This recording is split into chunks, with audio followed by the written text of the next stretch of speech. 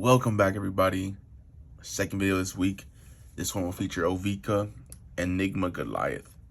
So this video will be split into two different segments. There will be one focusing on the creatures in this deck, and there will be a second focusing on the instant sorceries and enchantments of the deck. So with that being said, this one will feature the creatures, and this is part one of Ovika, Enigma, Goliath.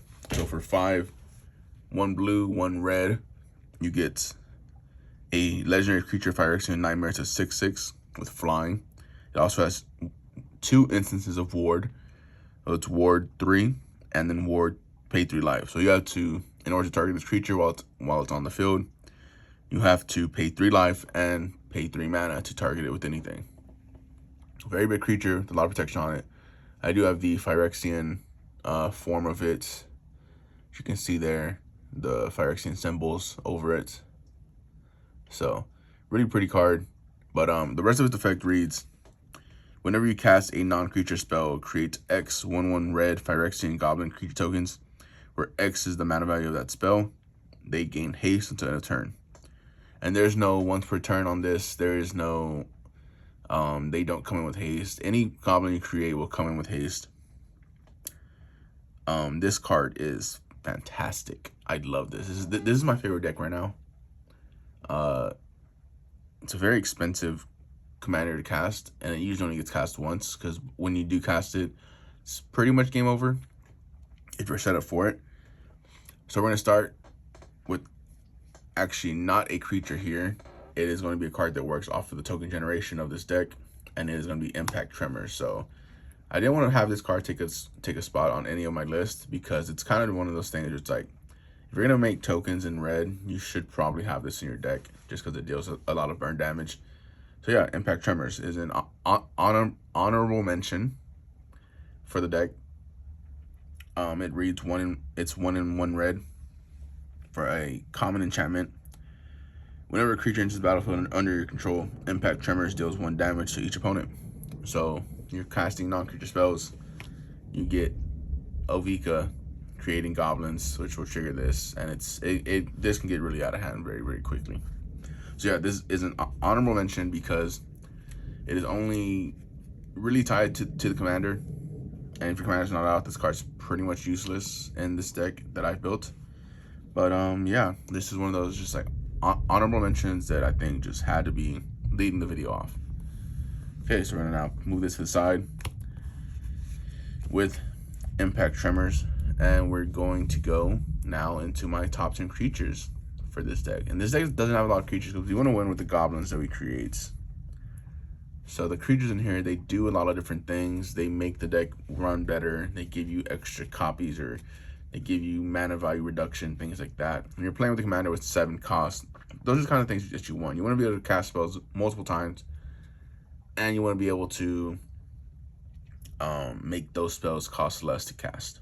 So my number 10 creature is Puppet Stitcher. So a little bit different, but for 2 and a blue, this is a mythic from Midnight Hunt. Human Wizard. It's a 2/3. It's whenever you cast an instant or sorcery spell, create a 2/2 black zombie creature token with Decayed. So it just gives you those little bodies that can just go out and attack, or if you need to sack anything, this generates those for you. And at the beginning of your upkeep, if you control 3 or more creature tokens, you may transform Puppet Stitcher, which you make tokens with him, you make tokens with Ovika. Pretty decent card here. And then his backside reads Puppet Factory artifact. Creature tokens you control lose all abilities and have base power and toughness 3/3. At the beginning of your upkeep, you may transform Puppet Factory. So Puppet Factory just makes creatures 3/3s. This really helps with the 1/1 goblins, the 2/2 decades. Now that 3/3s, it can attack or block and just do all kinds of crazy things. So yeah, Puppet Stitcher, really fun card, really good card in the deck. It is at number 10 for creatures. At number 9 in my creature deck, this card, it's one of those where I wasn't really sure how it would work in the deck, but it really works very, very well. And it's going to be Nira, Wild Mage, for 4, a blue and a red. Human Elf Shaman, legendary creature, 2/7. So this creature reads, whenever you cast a spell, you may put it on the bottom of its owner's library. If you do, reveal cards from the top of your library until you reveal a non-land card. You may cast that card without paying its mana cost. Then put the rest on the bottom of your library in a random order. This ability triggers only once each turn. So whenever you cast anything, you get to reveal cards on top of your library until you reveal a non-land card. And then you get to cast a card without paying its mana cost. It's just a good way to just shuffle through your deck to get different things out, to cast different things for free. And you can cast something for like 1 mana or 2 mana and then end up getting a big like 6, 7, 8 drop out instead. Really fun card, something that really works well with the deck. It helps just cycle through a lot of the cards in the deck. And this card is built around a lot of low cost blue spells. That's just card draw, counter spells, utility spells, things like that. And then a lot of big red spells that kind of win the game. So Nero really helps with that, helps cycle through your smaller things to get to the big things that you really, really need. Trying to put these in the frame. So Nero is at 9 for me. At 8, this is one of those that's kind of just like an auto add for a lot of decks like this, but it's gonna be Veyran, Voice of Duality. For 1, a blue and a red, you get a 2/2 legendary creature, Ifrit Wizard, with Magecraft. Whenever you cast or copy an instant sorcery spell, Veyran gets +1/+1 to end a turn. If you're casting or copying an instant or sorcery spell, cause a triggered ability of a permanent controller trigger, that ability triggers an additional time. So you would get extra cast off of Puppet Stitcher, or extra ability effects off of Puppet Stitcher. So you would make, instead of making 1 zombie, you would make 2. If you would, so you would also get off of cast, you would make more goblins here as well. You can trigger this an additional time as well. So this thing can make this deck go nuts. Get you a lot of extra triggers, get you a lot of extra things that really make it stand out in the deck. This is higher on the list because I think this is just one of those like auto includes that most people know about now. So I didn't really want to spend a lot of time with this one. It's just one of those that you know what it's going to do, and it's going to do a lot of really bad stuff for your opponents. At 7 for me is Wandering Mind. So Wandering Mind is 1, a blue and a red for a 2/1 creature horror with flying. And when this ATBs, look at the top 6 cards of your library. You may reveal a non-creature, non-land card from among them, put it into your hand. The rest on the bottom of your library in a random order. It's a good 3-drop early in the game. You get it out, and you get to look at the top 6 cards and add 1 to your hand. So you're gonna hit something big usually. With this, I usually hit cards like Jessica's Will, spoiler, temporal manipulation, things like that, and you get to just add them to your hand. So getting this out early, or like even the late game when you're searching for answers, this is a really good card to have. Really, really, really fun card as well. So there's Wandering Mind at 7. At 6 for us today, I have Tolarian Terror. This was one of those things in Standard that really, really got to me on arenas. So it was an auto include for me here. So it is a 6 and 1 blue for a 5/5 Serpent. But it reads the spell costs 1 less to cast for each instant sorcery spell card in your graveyard. Which there will be a lot because there's a lot of cards on the deck. There's a lot of counter spells on the deck, and those small things tend to add up pretty quickly. So normally this is being cast for like 2 to 3 mana. Also has Ward 2. This is just a big body to have on the field. One of those that probably will end up getting cut in the future, but it's one of those things that it's just good to have a 5/5 Ward 2 out sometimes, you know? At 5, I have Electrostatic Infantry. For 1 and a red, you get a Dwarf Wizard with Trample to 1/2. And whenever you cast an instant sorcery spell, put a +1/+1 counter on Electrostatic Infantry. So pretty simple. You're casting a lot of spells. You put a lot of counters on this. It gets big. It goes bird. It has trample. Pretty simple. Also, with Veyran, it triggers there. No, not there. But it does trigger there for Electrostatic. So you'll get extra counters onto him. And he just kind of goes down. Alright, at number 4 is Harmonic Prodigy. So y'all probably saw this one coming as well. 1 and a red for a 1/3 human wizard with prowess. Whenever you cast a non-creature spell, this creature gets +1/+1 to end the turn. but it is its ability that's really, really, really good. If an ability of a shaman or another wizard you control triggers, that ability triggers an additional time. So this is the same as Veyran, but this only targets shamans and wizards. But if you look around, wizard, shaman, wizard, wizard, wizard. So everything is just going to trigger again. So you'll get 2 triggers of Veyran. You'll get, like, this thing can go stupid when you have Veyran out along with it. So yeah, it's just extra triggers on your side, on your squad over here of wizards and shamans.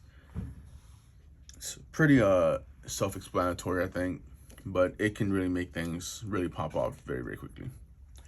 At number 3, this one is a game ender, game winner, one of those. It's on the board with Ovika out. You need to get rid of it. Devilish Valet.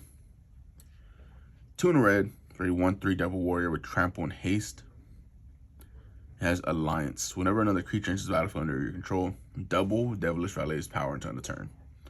So with trample and haste, you get this down for 3 mana. You have Ovika out already. You cast a card draw spell. It's 2 mana, so it creates 2 Fire Extinct Goblins.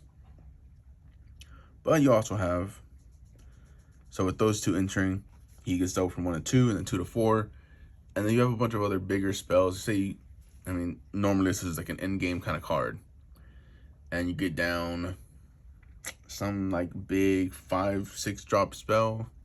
You create 6 of them. This will double 6. So 1 to 2, 2 to 4, 4 to 8, 8 to 16, 16 to 32, 32 to 64. And at that point, your opponent's probably dead already. So one of those that is a literal game ender and will have people thinking, oh my God, why do we let him storm off like that? All right, at number 2, we're gonna move Valet down here for y'all. I hope this is better for y'all to see the cards more. That way I can read them more. If it doesn't help, let me know down in the comments. But the cards, for the most part, you can read from this angle for the most part. Yeah, should be good. At 2, so I was kind of torn on these top 2, but I think it works best here. Code and Flame Sage. 2 in a red for a 2/3 human shaman with Enlist. So Enlist is when this creature is attacking, you can tap another creature, and that creature's power is added to Keldon Flame Sage. So whenever Keldon Flame Sage attacks, look at the top X cards of your library, where X is Keldon Flame Sage's power. You may exile an instant sorcery card with mana value X or less from among them. The rest on the bottom of your library in random order. You may cast the exiled card without paying its mana cost. So you're still casting, so it still hits the Ovika trigger. This is a shaman. So it'll hit triggers on Veyran and Harmonic Prodigy if they're out. Its power, if you enlist something, so say you enlist even one of these things, say you enlist Harmonic Prodigy. So you tap this with this attacking. Now it's 3 power. So now you look at the top 3 cards of your library instead of just the top 2, and then you get to cast one of those mana very extra less from among them. But there are bigger creatures in the deck. Say you want to tap Wandering Mind. Now it's 4. It's just, this can really get out of hand with the right creatures in the field. And if you're pumping creatures too, you can pretty much look at your whole library if you want to do like Devilish Valet as well. So yeah, it's a free cast. So you'll get Ovika triggers. You'll get just extra triggers pretty much. This thing that you cast things for free from your library. Really, really good card. If it's on the board, remove it on sight, especially in a deck like this. And at 1, the best creature card in this deck that is not the commander, Mercurial Spelldancer. Put this up here for y'all to read. 1 to blue for a 2/1 Phyrexian Rogue. Mercurial Spelldancer can be blocked. Whenever you cast a non-creature spell, put an oil counter on Mercurial Spelldancer. And whenever Mercurial Spelldancer deals combat damage to a player, you may remove 2 oil counters from it. If you do, when you cast your next instant sorcery spell this turn, copy that spell. You may choose 2 targets for the copy. So this, one way that this really, really changed the game, while I was playing last week with my friends, is this was on the field, I had Twin Inferno on the field, which is whenever you cast an instant sorcery spell this turn, copy that spell. So I casted that in my main phase 1. I had this on the field. It got an oil counter from Twin Inferno, so it was at 2. And then this attacked, dealt damage. I removed the 2 oil counters.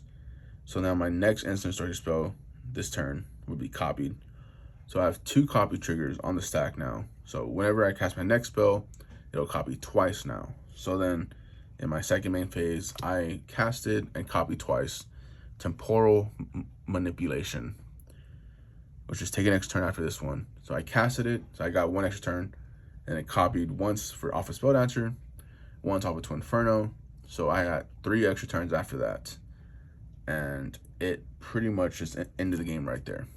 So a lot of potential to copy a lot of big spells to end games very, very quickly. So yeah, these are the 10 creatures in this deck. There's only about 4 more in the deck, so it's pretty slim pickings, but really the only things in here are things that you really need in here as far as creatures go. I'll go over them one more time just to give y'all a final look at the cards that I use in this deck. Mercurial Spelldancer is at number 1, of course. It's a nice long look for y'all. 2, Keldon Flame Sage. 3, Devilish Valet.